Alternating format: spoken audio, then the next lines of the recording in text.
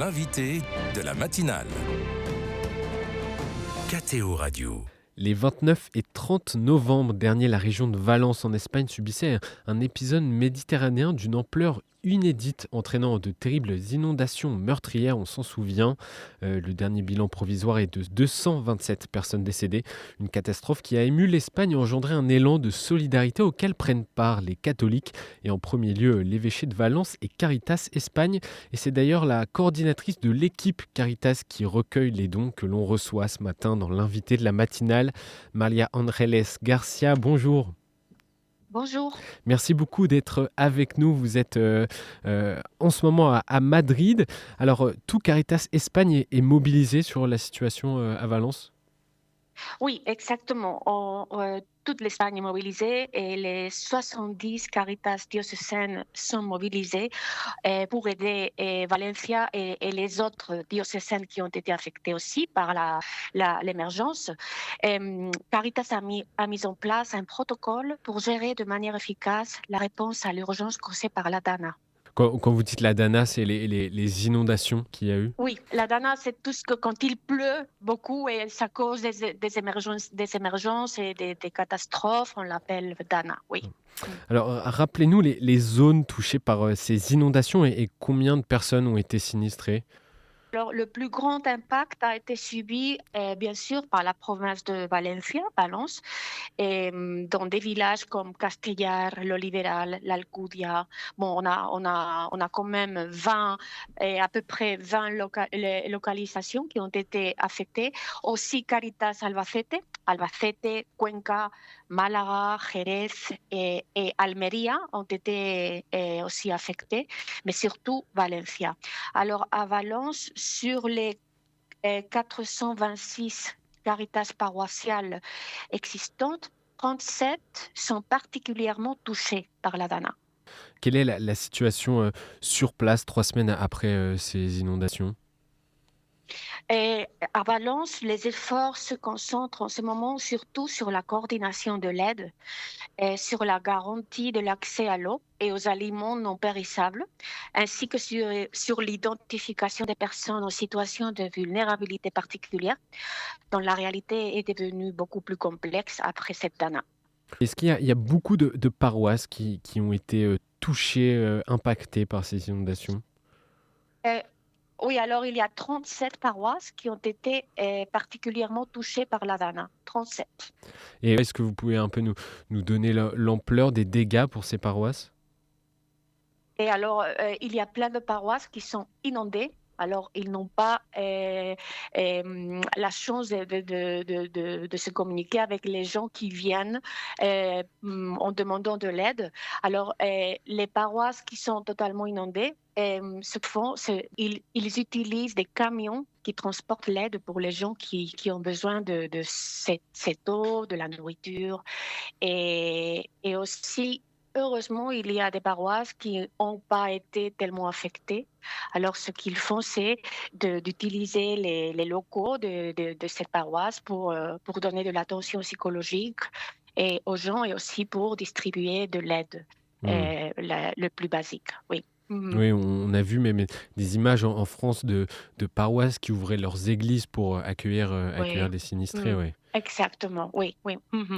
Où est-ce qu'on en est également au niveau du nettoyage ? On a en tête également les images très impressionnantes des dégâts. C'est encore l'heure aujourd'hui du nettoyage, tout n'est pas terminé ? Oui, exactement, c'est pas terminé. Ce qu'on fait, c'est nous coordonnons le travail des bénévoles dans les tâches de nettoyage et d'accompagnement des personnes et des familles. Alors pour cela, tout type de matériel est fourni, des gants, des masques, des kits de nettoyage. Les principales tâches sont le drainage des eaux, l'enlèvement de la boue et des débris, le nettoyage des rues et des maisons, ainsi que l'enlèvement des objets et des véhicules pour débloquer les rues. Et aussi, ce qu'on fait, la priorité, c'est de dégager les voies et de rendre les logements habitables grâce aux opérations de nettoyage. Pour permettre aux personnes peut-être de pouvoir rentrer chez eux. Ouais. Et Caritas porte une attention particulière aux personnes précaires, on le sait. Quelles sont les conséquences également de cette catastrophe pour les personnes et les plus pauvres de la région de Valence? Alors, le problème avec, ces gens qui se trouvent en situation de vulnérabilité particulière ou d'exclusion sociale, c'est qu'ils ont tout perdu. Avant, sa situation était très compliquée, très complexe, mais maintenant, on doit vraiment être à côté d'elles, pour reconstruire, ses niveaux de vie. Beaucoup de personnes, hein, de toute manière, ont perdu, une partie de leurs biens. Combien avez-vous reçu, de dons à Caritas Espagne pour, la région de Valence? Est-ce que vous avez un ordre d'idée? De dons économiques, vous voulez dire? Oui, de dons économiques et même des Oui, dons, heu alimentaires ou Oui, alors actuellement, nous travaillons à rassembler le montant total des fonds reçus à travers le pays et pas seulement en Espagne. On a reçu des donations de toutes parties du oui. monde grâce à l'immense solidarité de la société. Mais on n'a pas encore le chiffre global, pardon, parce que Caritas est composé de 70 Caritas diocésaines et c'est très compliqué de centraliser toutes les informations. Mmh. Mais je pense que la semaine prochaine, on aura ces chiffres. Et aussi, Caritas gère les dons en nature des grandes entreprises qui, grâce à leur énorme capacité logistique, peuvent fournir différents biens là où ils sont nécessaires. Alors, les équipes qui travaillent sur le terrain identifient les besoins afin de concevoir les lignes de travail pour la phase suivante, qui sera la reconstruction euh, logistique des maisons, euh, des business, les gens qui ont tout perdu. Ouais. Vous constatez un vrai élan de solidarité, en Espagne pour la région de Valence? Oui. Euh, on est vraiment ému. Vous vous dites comme ça? Oui, comme ça, ému, oui, Ému. oui. Oui, oui, oui. Alors, Caritas a établi une campagne d'urgence de collecte de fonds que nous avons appelée Caritas face aux graves inondations en Espagne pour canaliser la solidarité de la société espagnole. Et, c'est vrai que nous n'avons pas eu besoin d'aller à l'émergence parce qu'on était déjà là depuis presque Mmh.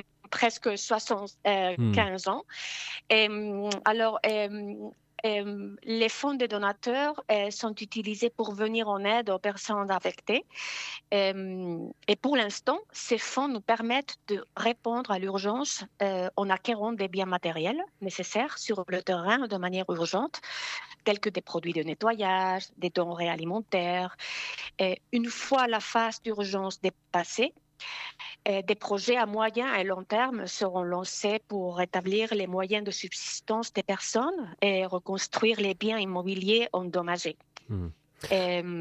Y compris les paroisses qui sont aussi été endommagées. Mmh. Comment sont mobilisés les chrétiens dans la région de Valence? Vous êtes en contact avec les personnes qui sont sur place à Valence. Comment sont mobilisés les chrétiens, les catholiques? Alors, et les réseaux sociaux, c'est fondamental. Et aussi, penser qu'il y a 300 paroisses à Valence et toute la société est mobilisée.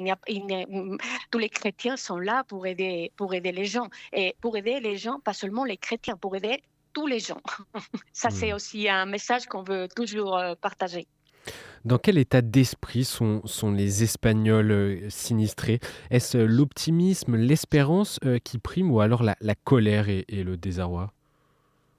Alors, c'est un mélange de frustration, de colère, parce qu'on aurait pu éviter cette situation. Mais bon, c'est aussi un apprentissage pour des futures situations que j'espère que ça va pas arriver encore une fois.